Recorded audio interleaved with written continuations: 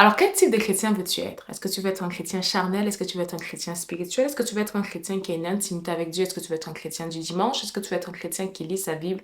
Ou est-ce que tu veux être un chrétien qui fait les débats dans les commentaires? On en discute aujourd'hui avec votre présentatrice, Alice Amico.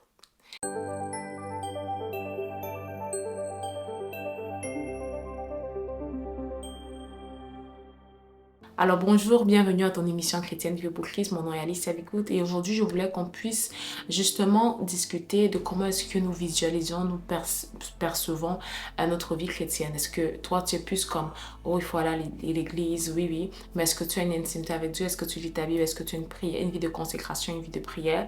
Parce qu'avec ce qu'on voit sur les réseaux sociaux, on peut se croire que la vie chrétienne consiste à une relation assez non biblique avec Dieu, là où nous avons une forme d'amitié où il n'y a pas de vie de consécration, où il n'y a pas de vie d'intimité, il n'y a pas de vie de sacrifice. Et même lorsque tu parles de sacrifice, c'est parce que, bon, peut-être Dieu a pris 1 an, 2 ans avant de te donner cette chose-là que tu voulais, et puis tu te dis, oh, ça c'est un sacrifice. C'est quoi une vie de consécration réellement, en fait? Et en tant que jeunes que nous sommes, comment est-ce qu'on développe cette vie de consécration avec Dieu? Quel type de chrétien voulons-nous être? Quel type de chrétien voulons-nous refléter? La Bible parle des chrétiens charnels et des chrétiens qui sont conduits par l'Esprit de Dieu. Et la Bible va dire que ceux qui sont conduits par l'Esprit de Dieu, c'est ceux-là qui sont fils de Dieu. Je suis vraiment un peu choquée, navrée de notre génération parce que lorsque tu regardes les réseaux sociaux, encore là, je parle que de mon algorithme, pas forcément de l'algorithme de tout le monde.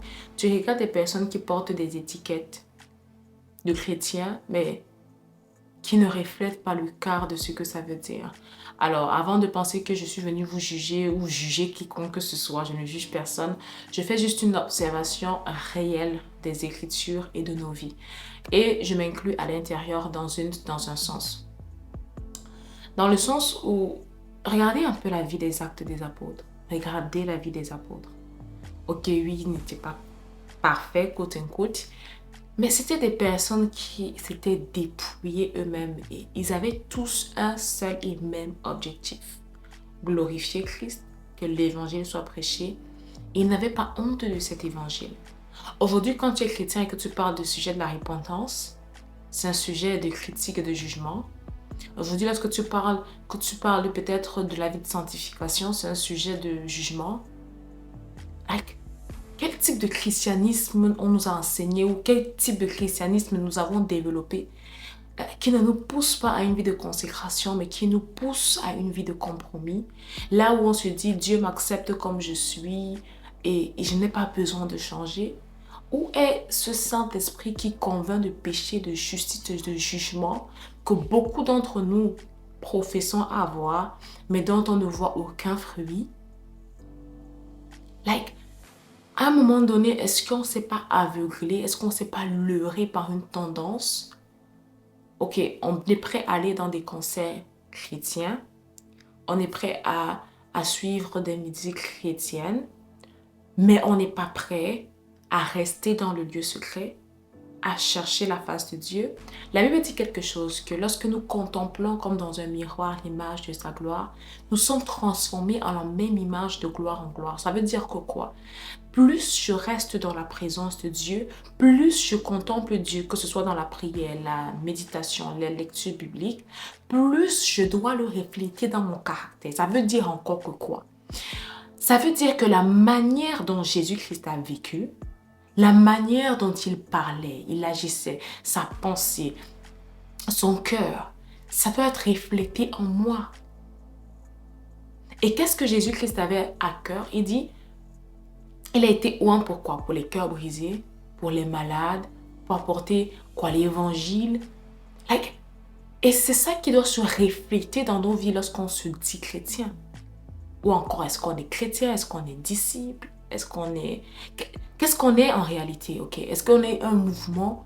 Ou est-ce qu'on porte réellement l'ADN spirituel de Dieu? La Bible dit, à tous ceux qui l'ont reçu, à ceux qui croient en son nom, elle a été donnée le pouvoir de devenir enfants de Dieu, lesquels ne sont nés ni de la chair, ni du sang, mais de Dieu. Ça veut dire qu'il y a une concrète séparation qui s'opère entre qui est-ce que tu étais et qui est-ce que tu es désormais. C'est vrai, c'est un processus dans lequel il y a la mort à soi, un processus dans lequel il y a le renouvellement de l'intelligence. Mais si après un certain nombre d'années, on ne voit pas le changement, ou même l'inclinaison de ton cœur n'est pas dans les choses de Dieu, mais dans les choses du monde. Et parfois, en tant que chrétien, on a essayé de mondaniser la chrétienté.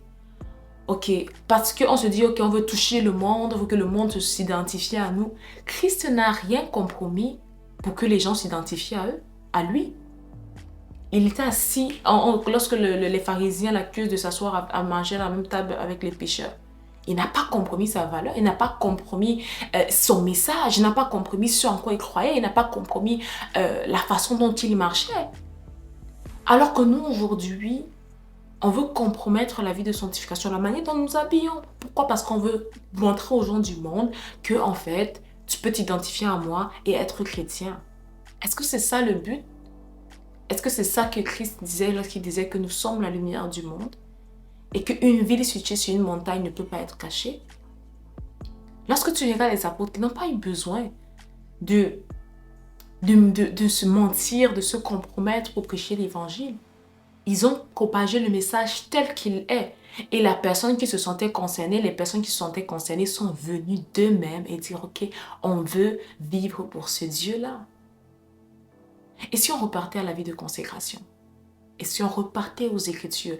Ce ne sont pas des anciens textes, des choses qui sont arrivées. Moi, je crois qu'en cette génération, il peut y avoir des jeunes passionnés. Là où on voit des jeunes qui vont dans les rues prêcher l'évangile, qui prient pour les malades, qui ont à cœur le fardeau des âmes, qui intercèdent.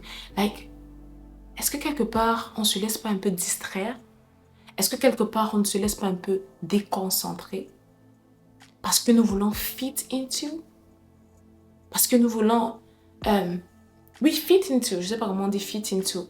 Mais genre, on veut s'inclure absolument. On veut absolument que le monde se dise, oh, actually, elle est comme moi. Oui, je suis comme toi parce que je suis jeune. Je suis comme toi parce que je suis une femme. Je suis un être humain. J'ai les mêmes challenges que toi dans la vie. Mais je ne suis pas comme toi parce que je viens d'en haut. Mon royaume, c'est ça que Jésus-Christ pouvait dire, c'est que mon royaume n'est pas ici. Ok? J'obéis à des lois, j'obéis à des ordonnances, j'obéis à des règles qui sont plus hauts que moi, qui vont au-delà de moi. Il pouvait dire, je ne fais que ce que je vois le Père faire. Qu'est-ce que nous voyons dans l'intimité? Est-ce que nous voyons encore dans l'intimité? Est-ce que nous avons une intimité réelle avec le Père? Regardez tous ceux dans la Bible qui ont une intimité avec Dieu. Regardez la façon dont ils pensaient, la façon dont ils parlaient. Même ceux qui ont fini par tomber et qui se sont éloignés de Dieu. La Bible dit par exemple que Salomon, Dieu l'avait apparu 2 fois, mais il a fini par tourner son cœur vers les idoles. Mais regardez ce qu'il a écrit lorsque vous lisez le livre des Proverbes, lorsque vous lisez le livre d'Ecclésiaste. Il finit par dire quoi? Vanité des vanités, tout est vanité. Donc pour pouvoir dire que quoi? Que tout m'est permis, mais tout ne m'est pas utile. Tout m'est permis, mais je me laisserai asservir par rien. Il y a une réelle vie de consécration que je crois que Dieu nous appelle à vivre. Et pendant longtemps, on a rejeté ça. Pendant longtemps, on a voulu être des chrétiens cool. Je suis une chrétienne cool, you know. Mais il y a un prix à payer pour porter la gloire de Dieu. Je ne sais pas si ce genre de choses aussi, parfois, c'est le désir de vos cœurs, you know. La Bible dit que Jésus-Christ pouvait observer le peuple et se dire, waouh. La Bible dit qu'il était rempli de compassion. Il dit que ce peuple est comme des brebis qui n'ont pas de berger. Lorsqu'il pouvait dire, la moisson est grande, mais il y a peu d'ouvriers, priez le maître de la moisson pour qu'il envoie encore davantage d'ouvriers. Nous pouvons sembler être beaucoup de chrétiens, mais en réalité, il y a très peu d'ouvriers. Il y a très peu de personnes consacrées. Il y a très peu de personnes qui se sont mises à part dans la prière, dans l'intimité avec Dieu, dans le jeûne, pour être de réels chrétiens consacrés, conduits par l'Esprit de Dieu et non conduits par la chair. Est-ce que c'est facile? Rien n'est facile, c'est pourquoi on parle du prix à payer. Est-ce que c'est possible? Oui. Timothée était jeune, il a payé ce prix. Paul pouvait lui dire, sois un exemple. En amour, en conduite, la manière dont tu te présentes, sois un exemple. Et aujourd'hui, on a besoin de plus en plus de chrétiens qui sont des exemples. Pas qui créent des versets bibliques chaque jour, qui cherchent des versets bibliques pour expliquer pourquoi ils sont tombés dans ci, dans ça, mais qui ont la soif de se dire, Seigneur, je veux t'être agréable. Et si ça arrive que tu tombes, ça peut arriver. Mais tu as le désir de dire, Seigneur, je veux vivre pour toi. Non pas pour la foule. Les gens peuvent t'acclamer aujourd'hui à cause d'un truc que tu as fait et demain, ils sont les mêmes qui te lapident, crucifiez-le.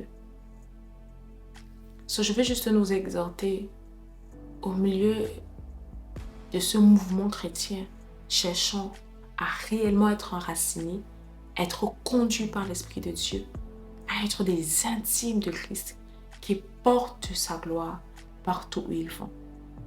Alors j'espère que cette vidéo t'a béni, que Dieu te bénisse abondamment et on se retrouve la semaine prochaine pour une autre vidéo. Bonne journée à toi.